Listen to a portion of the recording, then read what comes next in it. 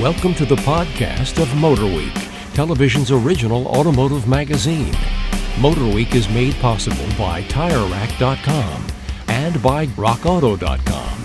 Here's your MotorWeek podcast host, John Davis. Thank you, Alec Webb, and welcome everybody to MotorWeek podcast number 144. Hey, 12 times 12. That's cool.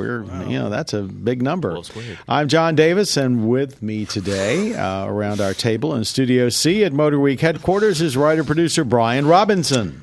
Hello, John. I'll try to get all of my words out correctly this time. Took a breather. Thank you very much, Brian. Our writer, Patrick Lucas. Sorry, Patrick. Greg Patrick. Greg Patrick. Patrick Lucas. Yeah. Who is also the producer of this podcast. Oh, boy. Now John's having problems. All the way around the table. And our assistant producer, who you just heard from, Greg Carlos. That is me, who you just heard from. All right. I'll try and keep my words to a minimum. We have a lightning round, a viewer question. We have a rant and rave section if we have something that's bothering us. But first, some of the vehicles we have been testing recently here at MotorWeek. We've got a lot of SUVs on this program. Infiniti QX80. It's about as big as they get. This is a rebadging of a vehicle that was already out that's now based on the Nissan Patrol, which is a very well-regarded truck-type full-frame vehicle. So when you gussy it up and you call it an Infiniti, is it successful or not? What do you think? I think it's been pretty successful for them. We were over at the dealership the other day picking one up, and the sales manager there was very happy with the sales, and he said pretty much everyone is purchased by a female. Is that right? I'm not sure what gonna you can say, take the of biggest that. vehicles out there. Yeah. Just from observation, I feel like I only see women He driving said he them. literally couldn't remember the last time he sold one where the male was the primary driver. So what do you think that is? they're Because huge. it's just big and they Safe. feel safe and they ride high. And it is an impressive vehicle. It does feel incredibly substantial. The Infiniti used to be the QX56, which was then based on the Nissan Titan frame. When they brought out this gen, it moved to the Patrol frame, which is almost like a Land Cruiser-ish, ultra off-road capable, beefy SUV, and I think they've done pretty well with it. That was a good call because it also rides a lot nicer than it did before, and a lot of luxury in there as well. Can we talk about styling? Yeah, there will be a Nissan Armada version too. You mean the fact that it's nothing's out of bounds? that here, it's Patrick, absolutely you know. ugly? Yeah. I don't know. I'd say that it's ugly. Well, all right. This side of the table we choose thinks to it's ugly. disagree. I think it's ugly. It is. Wow. I think That is it's so not pretty. bizarre looking. I mean, between that squared off back and the Super rounded front rounded, end with the Infiniti grille, I just look at it and think it's ugly. And then the one we had, granted, we always get top of the line. That was a limited full. Yeah, like I had that thing for the weekend, and everyone's looking at things like this thing's $98,000, and you just look at it and you're like, would I be happy if I plunked down $98,000 on that thing, and I had to stare at that thing every day? I would lose my mind. Well, but on the other hand, it's an incredibly useful vehicle. It was very nice. It's It was extremely very luxurious nice. on Yeah. the inside. So, and after all, people aren't standing outside looking at it. And back to your point, Brian, that a lot of women are buying it to haul their families around. We had a Land Cruiser in right around the same time. What is the price difference? Because I can't remember. Is a Land Cruiser more expensive than a QX? They're very similar base price. They I have a think Lexus version of it too. Yeah, I think the Infiniti Right. gets higher on the high end, but I think base pricing is very similar. Okay. As you pointed out in the road test that you wrote, Brian, there are the people that need these vehicles. There is no substitute.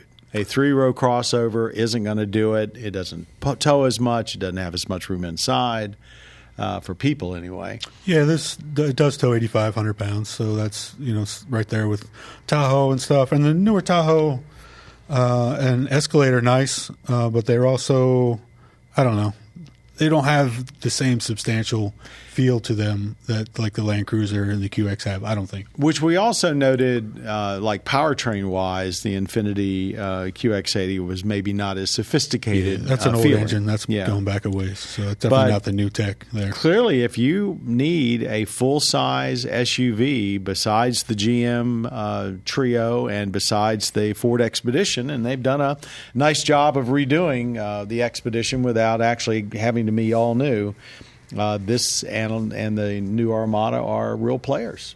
Yeah, I think the Armada will play very well. We'll have to see when it comes out. But. I mean, it'll be very similar and probably only a little bit less in price. Speaking of crossover / SUVs and real SUVs, Range Rover. After 30 years of offering a diesel engine everywhere else in the world, they finally have brought it here in the Range Rover and Range Rover Sport. It's an old engine that actually has been made new again. It dates back to the days when Ford was co-developing a V6 diesel with Peugeot Citroën. Thoroughly brought up to date. It's got urea injection. Was it a good move? Does anybody really care that these prestige vehicles have V6 diesel engines? Amazing engine, probably not the best timing. Although I will say they're, according to the local dealer, they're selling really well. So, well, fuel economy, my gosh, it's 20. We got our test. We got 26 miles per gallon. That is the best of any Land Rover, Range Rover product we've ever done, including the Evoque. And diesel pricing is kind of on the down right now, so it's maybe good timing after all. Yeah, I think it definitely makes sense on their part. Maybe the masses in the States don't quite know it yet, but it really is. It's a strong engine. I mean, it's still every bit a Land Rover or Range Rover. Land Rover, Range Rover. You were right Rover, both, yeah. both times. Yeah, that's always not, right. Just act like you're right Always all the time. Yeah. Okay. Yeah.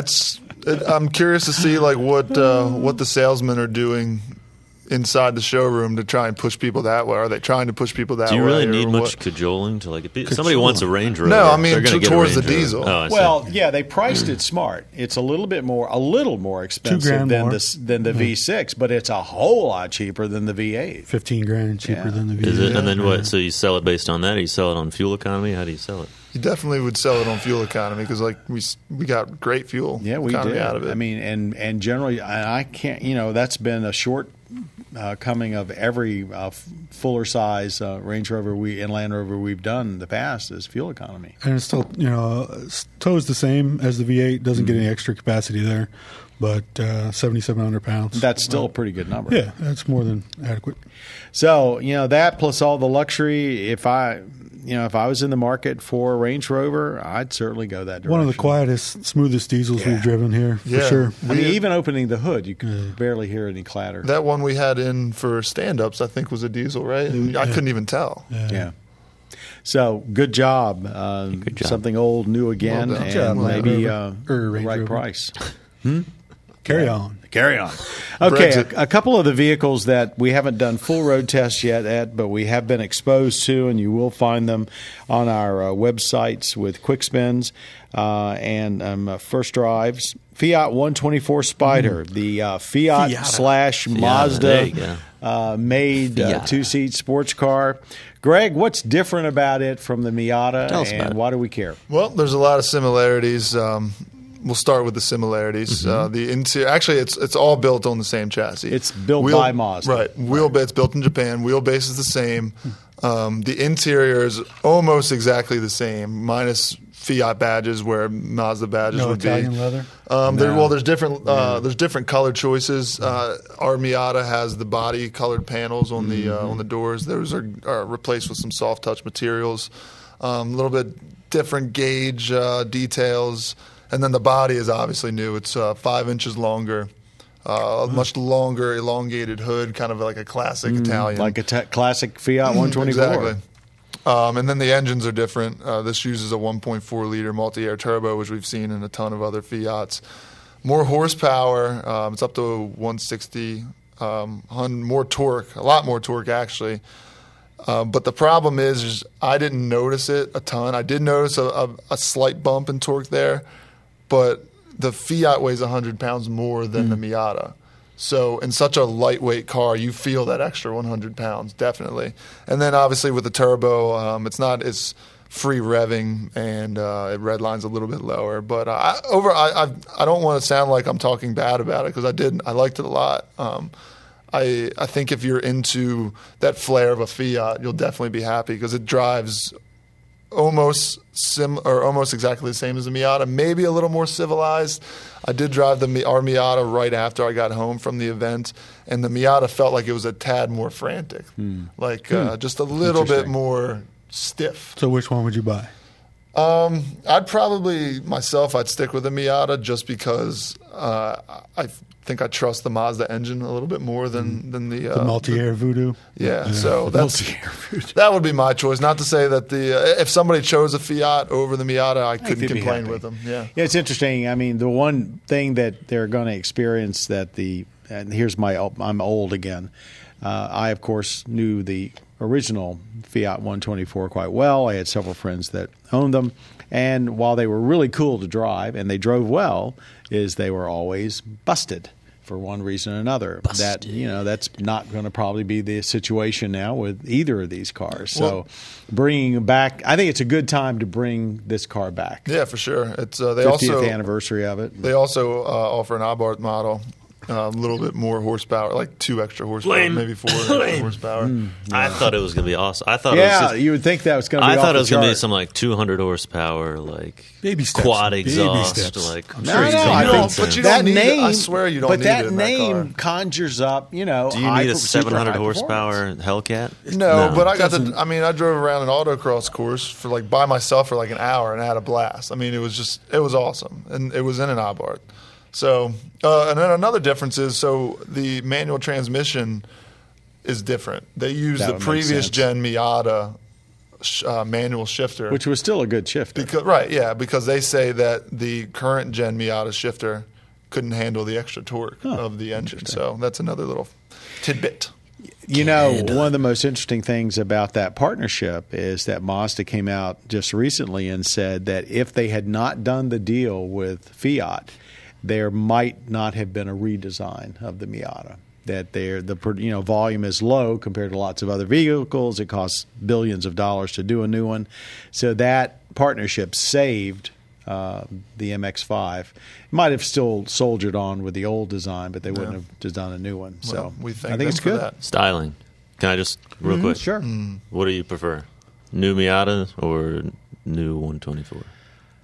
Looking at them side by side, when I first saw the 124 at the auto show, I instantly recognized it as a Miata. I mean, I knew, but I thought proportions were very similar.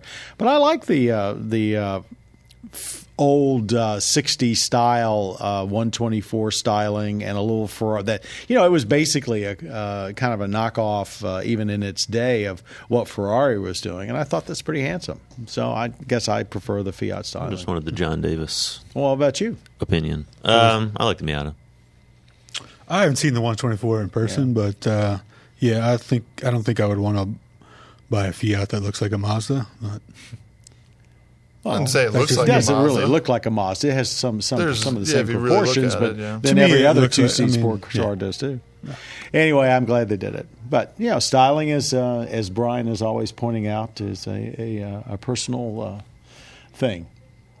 I do always point that out. It's a personal. It is a personal. Subjective. It says it a lot. Speaking of personal things, Mercedes-Benz C-Class Coupe. Greg, it's yours again. You went to the preview. I'm nervous about where this is going. He travels a lot. Well, what would you like to know about it? Okay. Because now I'm actually trying to remember everything. How much different is it than the 4-door? Was it worth waiting 2 years for? Is it, now that you've got the it's no longer entry-level vehicles, and the C-Class is, are they in the right direction?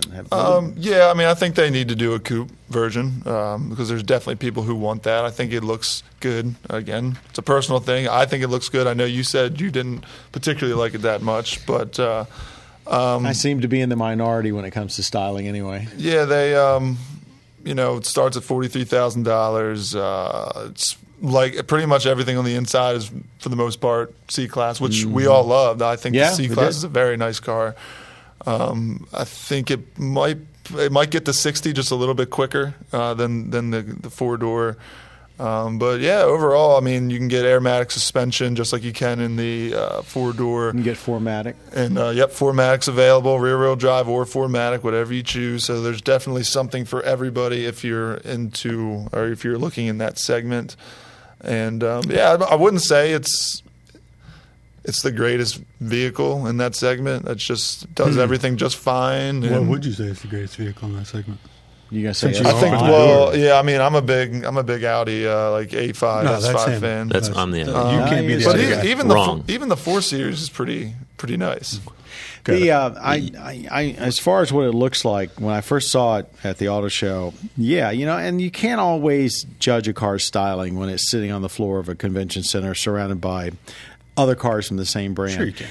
Well, you could. Sure you can. That's our job to We do that. do. That's our job. Yeah. But when I saw the pictures of it, which were shot from a high angle, and then I saw one on the street, I liked it better. So, I think it looks substantially sportier than the 4-door. Yeah, they up the aggression on some of the intakes in the front, and just everything about it is just a little bit more aggressive. Anything else? What'd you think of the Turbo 4 engine? I drove it in the E-Class, the new E-Class, and I thought it was even good in the E-Class. I thought it felt Yeah, decent. I mean, it has plenty of power. I think the good thing about that is over that twin turbo V6, which I think is now the 400 versions. That's the 4, yeah. It feels lighter. There's a lightness to it, and you don't have to work real hard to get the power. So it's not gonna kill you with power, but it's certainly readily plenty. Yeah, and it's available. easy. It's very easy to drive. Okay, with that, let's move on to our lightning round. We have 2 minutes to debate a trending automotive topic. Well, once again, we have apparently reached the end of the line with the Dodge Viper. Dodge, then SRT, back to Dodge. I think it's proper to call it an icon, even though it wasn't around that long. I'm not so sure this is the end of the Viper. This is the end of the Viper as we know it. marketing. Is it one of those things, though, that do we really need cars like that around? I mean, it's heresy to even discuss that. What do you think? Well, no one needs one, but I'm glad that they make them, and I'm glad that I get to drive them, and I'm glad other people like to purchase them. I'm not so sure the Viper is going to, totally disappear either. Either they're going to come out with a newer version, or knowing Chrysler, they'll put a Viper trim package on a Neon or something. Well, the rumors are rampant that Neon. it's going to be based on an Alpha Dating chassis yourself that there. they'll They'll be bring it another back. one. Didn't it Just to go do that. away before Yeah. this version came out? Yeah. Yes. Yeah. So There was a year what's to missing make us there. believe anything different? Well, as I said, the rumors have been rampant for years that they're going to basically do a new one based on perhaps an Alpha chassis or something. So that My we don't my have thought here. process was that they had such success with like the Hellcats that they don't.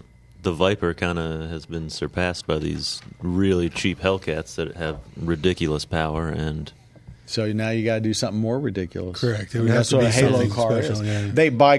They need a Halo car. There's no question. I think the about it. Hellcats could be their Halo Yeah, cars. that's Everyone true, they pretty have much. they have a great reputation. Everyone loves them.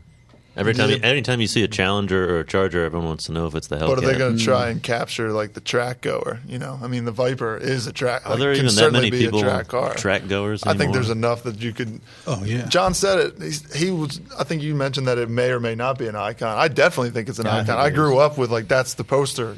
That's the poster car, right? Yeah. A Viper, and I think, if they completely get rid of it, it's probably a mistake.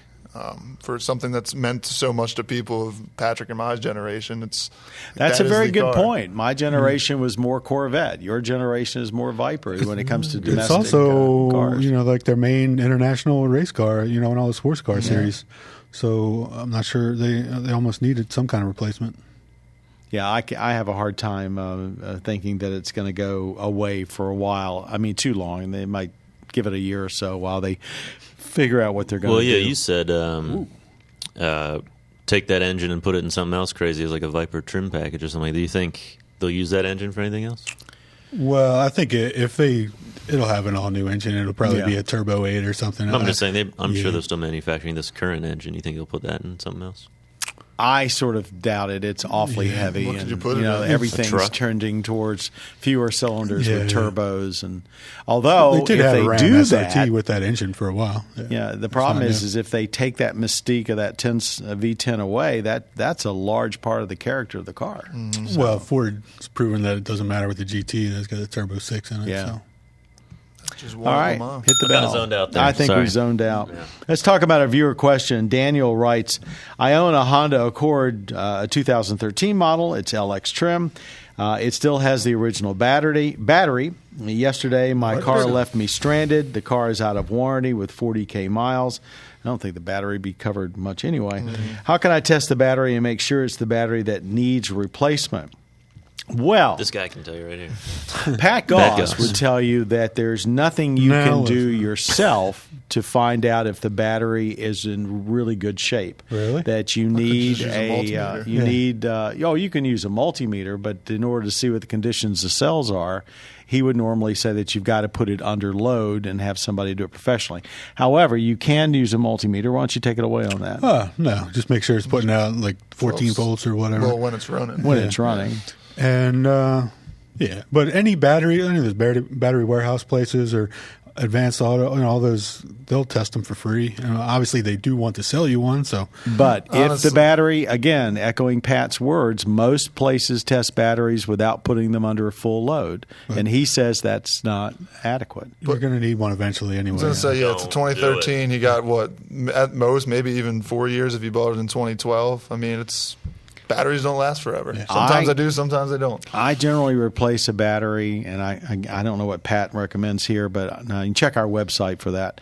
But I replace my batteries about every 4 to 5 years before they start, grinding down. The big question for you, Daniel, is whether or not the battery's getting charged properly, whether or not there's something else going wrong here.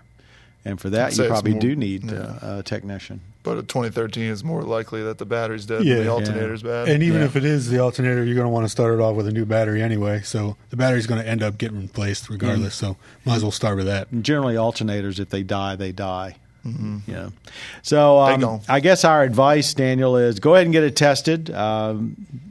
I think you ought Get to yourself have it tested under load, but basically let a professional look at it, and maybe just instead of going to all that trouble for less than $100, you can put in a brand new battery anyway and get on with it and not worry about it. Because if it's not giving you real problems now, it will soon.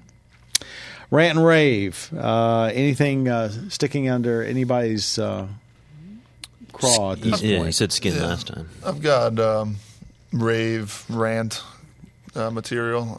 I think. I would hope so because that's the segment. Yeah, I think. Go with it. So I'll start by saying that Maryland probably has, in the surrounding states, it's probably some of the best surfaced roads. I think Pennsylvania is notoriously bad for having roads. You think they're better in Pennsylvania? No, but I wouldn't say the Mid-Atlantic has the best road services anyway. No, Well, I'm saying in our area, in our we area. probably have some of the best surfaced roads. But the okay. problem is I this think I summer, agree. and I think last summer, they have gotten on some kind of schedule where every single road I drive on, it seems like, is being paved. Getting another And 4 they're inches not- of asphalt and on they're it. not doing it at a quick pace. Yeah. I mean, I know it sounds like I'm complaining, and I am complaining, but They're like it's making America summertime. great I want to again. get out and take Yeah. the Miata and drive Yeah. around, but I can't because there's always a flagman right there waiting for me, or the road's grooved or something. It's Not just, I to want to be- drive. Not to beat on Pennsylvania, but I do a lot of interstate driving, and invariably, it is the interstates leading up through Pennsylvania where there's always massive traffic jams because they're always tearing up major sections of the road and doing it again. And you do wonder, it's like, this is the time everybody's off on vacation. Okay, you can't do this in the winter. I get it. But why does everything have to be done at the same time? It does. It seems like their scheduling agree is with you. off. It's just like, couldn't you do maybe one section of road or like one area 1 year? I don't know. Maybe we're just getting hit with it right now, and the rest of the state's fine. I suppose the Great Recession had a lot to do with it. They probably cut back on a lot of that work, and now they're trying to make up for it. True. And there's government funds. But it does seem like that. I was out with the Miata the other day, and I put the top down and, sunscreen on, and let's go have a good time. And I think all I did was sit in traffic waiting for a flagman to lift it. And to add on that, barrier. there's just way too many people on the road, way too many drivers. We need a way to get some of them off the road. Yeah. revoke some licenses or something. That seems to be the opinion all over the world. That it? Yeah, and rant. And rant. All right. That was pretty mild. Pretty mild, guys. Yeah, You gotta do better I could than have that. really went in on him, but I didn't. Not this time, though. We're going to wrap up this 144th edition of our MotorWeek podcast. I want to thank everybody sitting around the table that contributed today. Our writer-producer, Brian Robinson. Pause in case he says something. It was a real Insert, It was you're a real welcome. pleasure to be here. There you go. Yeah, don't lie. Writer Patrick Lucas. Hey, it really was a pleasure to be here. Good. I'm glad you're here, all of you. Assistant producer Greg Carlos. Nothing. Audio engineer Jim Bigwood, who's always makes sure that we sound the best we possibly can. Our podcast creator Bob Mixter, and of course our podcast producer Patrick Lucas, the guy with the bell. I insist upon that.